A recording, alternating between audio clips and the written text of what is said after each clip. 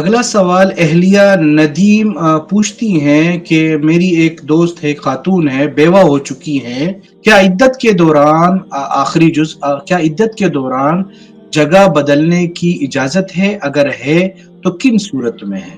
رہنمائی فرما دیجیے۔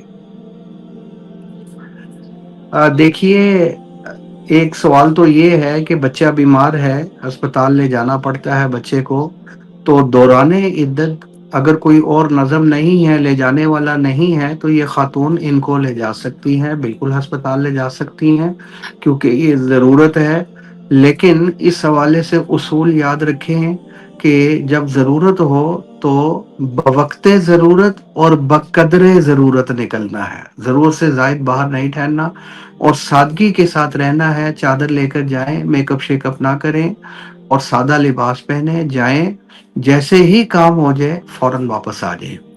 دوسرا ان کا سوال یہ ہے کہ کیا دوران عدت یہ گھر بدل سکتی ہیں، بچی کے گھر جا سکتی ہیں یا نہیں جا سکتی رہائش کے لیے؟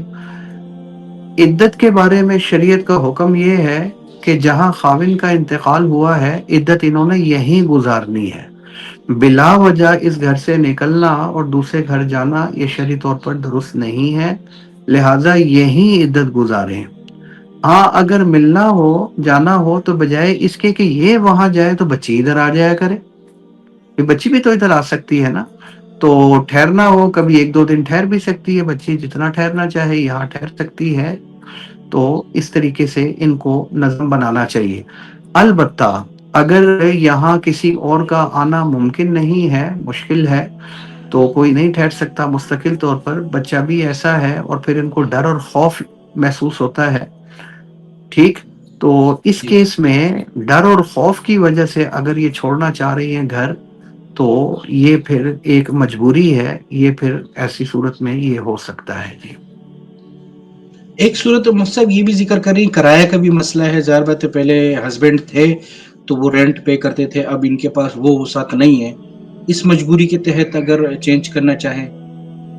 جی، اگر یہ والا مسئلہ بھی ہے کہ ان کے پاس رینٹ نہیں ہے جو یہ ادا کر سکیں، تو یہ بھی ایک ضرورت اور مجبوری ہے، ٹھیک؟ اور مالک مکان بغیر رینٹ کے رہنے نہیں دیتا، اور رینٹ ان کے پاس ہے نہیں، اس لیے بھی ان کو دقت اور پریشانی ہے، یہ بھی مجبوری ہے۔ میں کہا نا، مجبوری کے وقت جا سکتی ہیں، اس کیس میں بھی یہ پھر جا سکتی ہیں بیٹی کے پاس۔ سوشل میڈیا پر سب سے قدیم اور سب سے ریلائبل برانڈ درس قرآن ڈاٹ کام